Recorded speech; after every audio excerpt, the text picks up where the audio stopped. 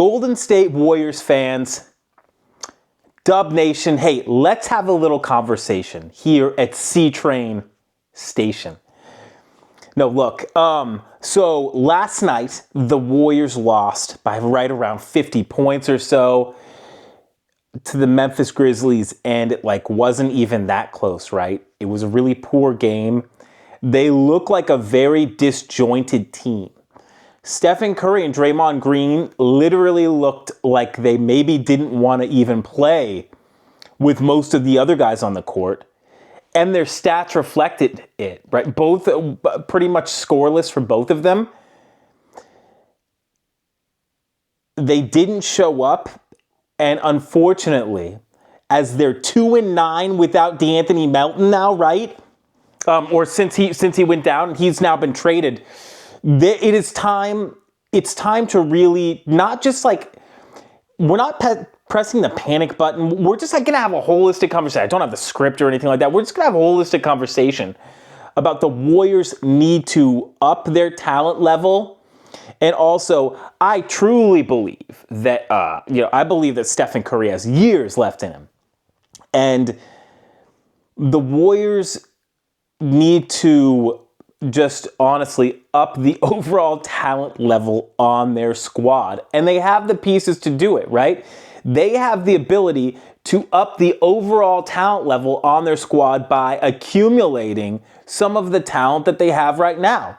And some of the talent that might have a lot of potential in the future could be valuable to other teams, right? For players that are more readily available and that fit the Warriors' offense more currently. This offense, this team, I think that the Warriors for a long time have been in. Let's talk about a little bit of history, I guess, right now, real quick. The Warriors have long since been a little bit in denial, just with regards to how Jonathan Kuminga has fit in, his potential, and how the Warriors squad can win, maximizing his playing time and integrating him into the squad. In my opinion, he doesn't fit with what the Warriors have going on, and that's okay. So, if you want my honest opinion, Jonathan Kuminga can be a good scorer, maybe a great scorer, but he can be a good defender, okay? And he's got gobs of talent still, right? However, I don't even think that any of that talent can be actualized in the system the way that the Golden State Warriors play.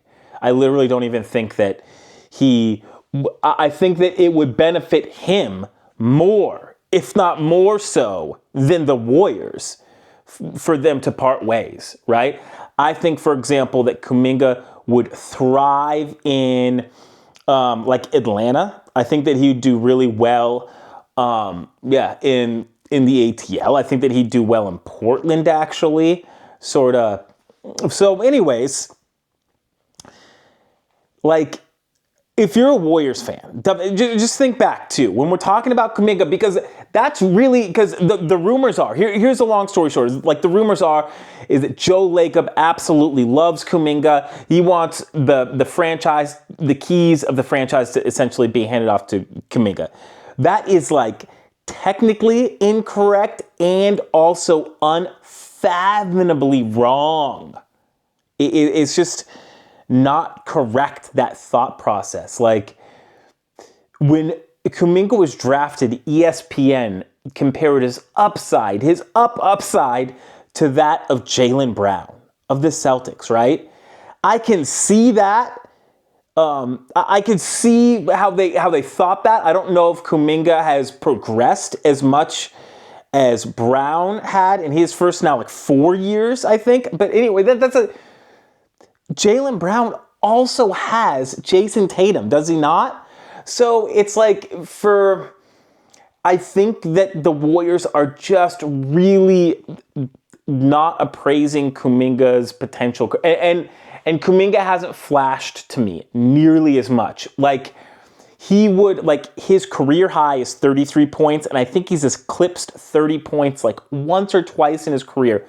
He's not putting together like 4 or 5 games in a row of 30 points, right? He's averaging less than 60. Like, if I were to put Santi Aldama's stats next to you and tell you that one of them was like a 7-foot power forward, I think that a lot of people would think that Santi Aldama was the better prospect and had a higher upside, or was at least more applicable NBA play than Jonathan Kuminga. And that's just like freestyling off of what I saw last night. So the long story short is, it's not about Kuminga's, it's about what Kuminga can offer the Warriors in the foreseeable future. And I don't think that is worth anything close to what he could get as in a return, and what other players could do with his playing time at this point. And we can see that, right? It's like Kerr doesn't start or play Kuminga a lot for a reason. It's because although there's the upside, there's the mistakes and there's specifically defensive errors that go along with it. So moving on. Hey, what's out there for the Warriors? I believe that they absolutely, I thought that they should have made a move last year. I think that the Warriors are a solid 2 moves away from contention. That's not horrible, but that's not good at all. I think that the Warriors might have one more move left in them, but here, when we're talking about moves that can make the Warriors immediately good, I would preach talent and size when you're looking at what the Warriors could get. And the player, they have to be talented, right? But they also hopefully would have a little bit of size. In the Dennis Schroeder trade, I still like the trade. I still love what he has to offer the Golden State Warriors. However, I would rather, hindsight being 2020 or whatever, and the thing is, they can still trade and move on from him. He's trade eligible. I would have loved a player with more size. So I think if you could get a decent ball handler with size, you are better defensively immediately. You're better defensively. And I like that. Oh, and it's like Steve Kerr likes his guards with size, more like Sean Livingston. But when we're talking about what's out there, we got to address the Jimmy Butler, right? Okay, so there are the rumor is out, right? And Sham said it, right? That the Golden State Warriors and the Suns are incredibly high up on his list. Okay, I just got done watching a lot of Jimmy Butler highlights of just his past few games, okay? And it's like, if the Warriors can keep Andrew Wiggins, so if they could have a lineup of something like, because remember, I said that they're multiple moves away. But Dub Nation, think about this. Seriously think about this, okay? Consider this. Like at Steph at the point, Jimmy Butler at the 2, Andrew Wiggins at 3, Draymond Green at 4, and like a Bobby Portis at 5. I think that team this season could do well. They're at least competitive. They don't lose by 50 against the Memphis Grizzlies. Seriously. But the thing is, for any Jimmy Butler trade to happen, I'm just sorry. You are losing the trade if you trade out Andrew Wiggins and get Jimmy Butler. Andrew Wiggins at this point in time I just watched Jimmy Butler. I'm like pointing to my computer. I just watched Jimmy Butler freaking play. I just watched Andrew Wiggins play. Andrew Wiggins has so much more. He has more pep in his step than Butler. Butler's finding ways to score around the rim, which is great. He's finishing well around the rim, and he's incredibly crafty right now. I'm telling you his game because I just saw it, right? Andrew Wiggins, though, is showing that pep on defense. So, if the Warriors could get that end story being like, yeah, sure, Steph, Butler, Wiggins, Draymond, Portis, you're starting to cook. I don't think that they can do that So I don't, and I hear that they're not, like, I retweeted something today, right? I was like, it said, it said something like that the Warriors wouldn't break up their core, what they have going on. And if they're talking about Wiggins, then I agree. If they're talking about Kuminga and like Moody, I disagree. I think that Jimmy Butler is far more valuable. Let's move on from the Jimmy Butler. Why I just talked about him just now. It has been rumored that Bobby Portis is actually, that he's being shopped. So Bobby Portis, Jonas Valanciunas, and Vucevic, Nikola Vucevic, I think that all three at least add a different dynamic to the Warriors scheme. In terms of, like, honestly, they are bigger and more capable. They're big men, right? Their bigs are actually tall, and they have talent, good dexterity, like around the rim and away from the basket, right? I think that adding a big like that that means so much. And I hope that doesn't mean moving on from Looney, actually. If that means moving on from Trayce Jackson-Davis, I love TJD, but like, I am not I'm not going to die on the Trayce Jackson-Davis hill. I'm sorry, buddy, but like, the finishing hasn't been there around. He's just a young player. He's a young player. You would love for him to be like your 15th, your two-way player. Honestly, I'm not trying to be a punk here. Like, you would love for Trayce Jackson-Davis to more be your two-way player.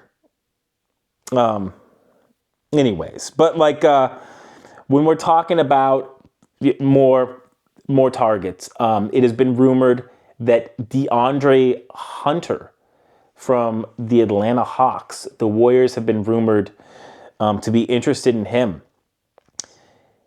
And I actually like this move, but I like it for last season. I think that now his value is appreciated so much. He's like in Sixth Man of the Year. He's a bench player right now, but he's averaging almost 20 points per game, 45% from beyond the three. So like, I get that the Warriors they should be interested in players like DeAndre Hunter from the Atlanta Hawks. He is tough, he is gritty, he is versatile, and he can shoot. That's what they need more of. However, if they need like DeAndre Hunter and Cam Johnson, if you're going to go that way. Like that's how lacking of talent the Warriors are, of talent that fits within this Warriors scheme. And when we're specifically talking about players out, this stinks, I hate to say it, but we're looking at players like Kuminga, Moody, GP2, Looney, and then you even look for Schroeder, and then probably maybe like a Kyle Anderson. But all those guys, right? All those guys make upwards of like $8 to $12 million a year.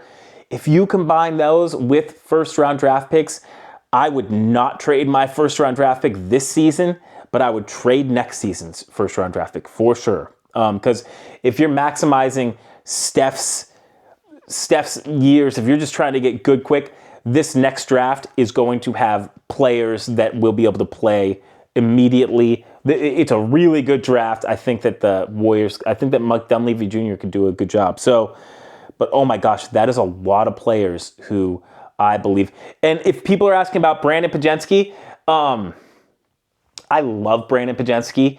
But it's so different. I see him literally as I think that he compared himself to Draymond a little bit.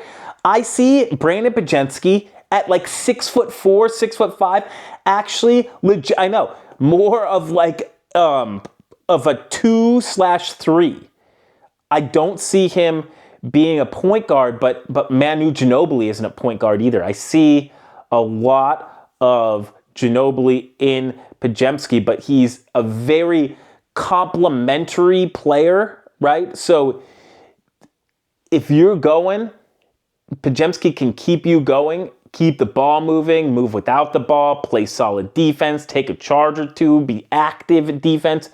But like, dude, you can't ask Brandon Podziemski to do things that he is not developed to do and that maybe he shouldn't be developed to do, right? Maybe he should be doing other things with his time, improving other facets of his game other than like breaking down players one-on-one. Dude, he's not that type of player. He needs someone anyways. He's great at playing with others, right? So it's like if the Warriors, I think that the Warriors, honestly, in this whole thing, they've done Podziemski and Jonathan Kuminga and Moses Moody just incredible disservices. With Moses Moody and with Kuminga, I think that definitely Kuminga doesn't necessarily fit with what the Warriors have going on. I mean, like only Kevin Durant does what Kuminga sort of does in terms of ball stopping and like dominance. And like he's not Kevin Durant, right? He's the only one that was successful on the Warriors doing that type of stuff. But anyways, if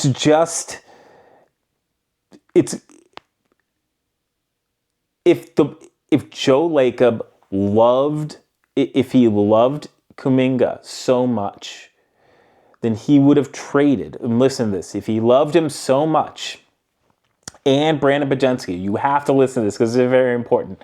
Joe Lacob and Mike Dunleavy loved Podziemski and Kuminga so much.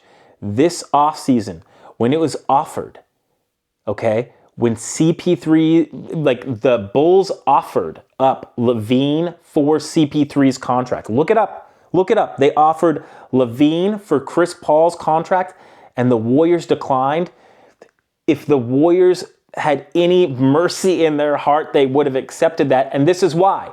Now you have a guy who legitimately has been a second and first scorer in the NBA.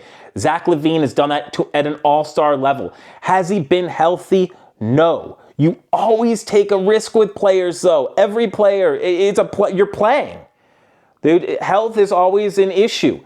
And I get that LaVine had some reoccurring stuff, but like I don't think that LaVine is an athlete who doesn't train or anything. I don't think that it's related to any of that stuff. So long story short is the Warriors let CP3 go for nothing. And I get that brought them under aprons and stuff like that. But if you believe in Kuminga and Podziemski so much, you get LaVine.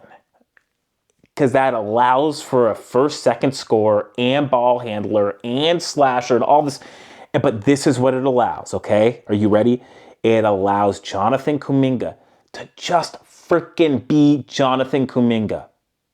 And it allows Brandon Podziemski to just freaking be Brandon Podziemski and just play. And just play.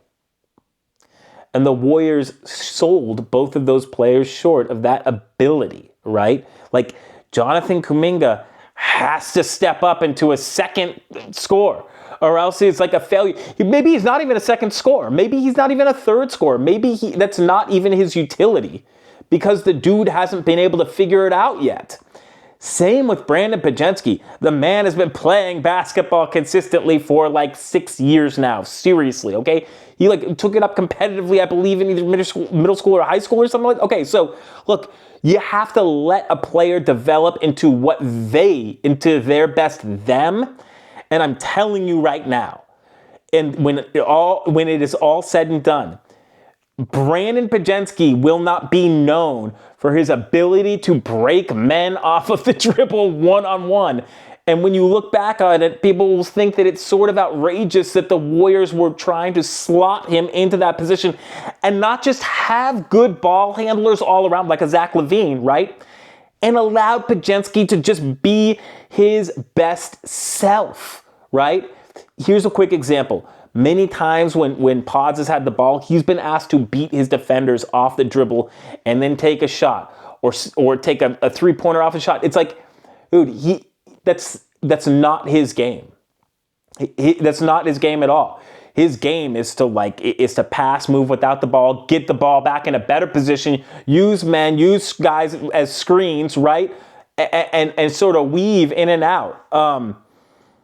sort of like how Ginobili did. He like weaved, and Podziemski's got good game around the basket too. So it's like he's almost playing like a 2 or 3, and everybody's expecting him to be like the 1's 1, and it's not even. It's just you can't do that. You have to let them play. Okay, with veterans, yes, they're more tailored. Okay, they're more tailored and suited. It's like, yeah, look, I'm going to ask Klay Thompson to shoot some 3-pointers because he's like one of the best shooters of all time. That's just like an example, right? But like, you have to let players develop into that. And the Warriors, because they haven't had enough talent at the top, haven't allowed those players underneath to develop properly. They've had to develop into what the Warriors have needed, instead of the Warriors getting one freaking good, talented player who could have alleviated all that stress, all that pain. It's all over. Anyways, my goal, one more. Here's the dark horse. Here's the dark that I always talk about. And it's not Jeremy Sohan this time, okay? De'Aaron Fox. Warriors fans, remember that. If De'Aaron Fox asks out from the Kings, I could see there being a darn near once-in-a-lifetime Godfather offered by the Warriors for De'Aaron Fox, who doesn't have that long left on his contract, so that's why I'm saying this. And I think that, honestly, the Kings may need to reconsider what they have going on. And the first thing, I love Sabonis, by the way, as well. I just don't think the Draymond Green thing wouldn't work. Okay, but look, if you were the Warriors and you're thinking about Jimmy Butler and giving up a bunch for him, before any of that, you should definitely look at De'Aaron Fox. And sure, does that totally go against the size thing that I was talking about? Yes, however, I believe Fox can play up a little bit as well. I think that he has more ability to play up, like to play 1s and 2s defensively. He's got more Melton ability, than Schroeder has. So, like, look, I'm telling you this, Dubs fans, if you make like an offer that maybe Sacramento, the Kings can't refuse or be very difficult, and it's like you have all of those relationships with the Kings, I think that if the Kings stuff wasn't happening this season and it's like continuing to not do very well, De'Aaron Fox there could definitely be some questions. And oh my gosh, the Warriors, if I were them, I would already be offering right now. I would be making offers that included like 3 first-round draft picks, every first-rounder except for this season, Kuminga, and just almost whoever the Kings wanted, because De'Aaron Fox fits what the Dubs have going on. De'Aaron Fox can do a lot of things. And he and Steph Curry, I think, could work. I think that he and Steph Curry could actually work in a backcourt. And Fox can handle, and he loves, like, De'Aaron Fox will make you pay if you do anything but essentially like double team the man.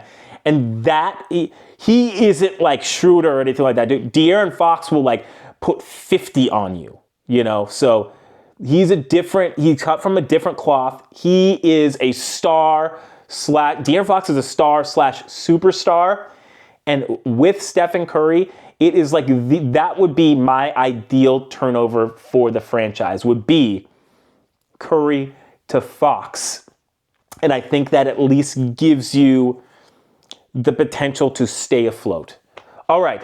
Well, who do you want to see in a Warriors uniform? We're at that right now, right? We are at that point for the Golden State Warriors. We'll see if they make another move. They'll probably wait. I think that they'll wait till the deadline, but who knows? Who knows? I think that anything goes this season. I think it is different from last season because the Warriors are starting to get uneasy about the lack of development, specifically in it just happens. Okay. Till next time, of course, like, subscribe, and I'll see you next time at C-Train Station. Have a good one.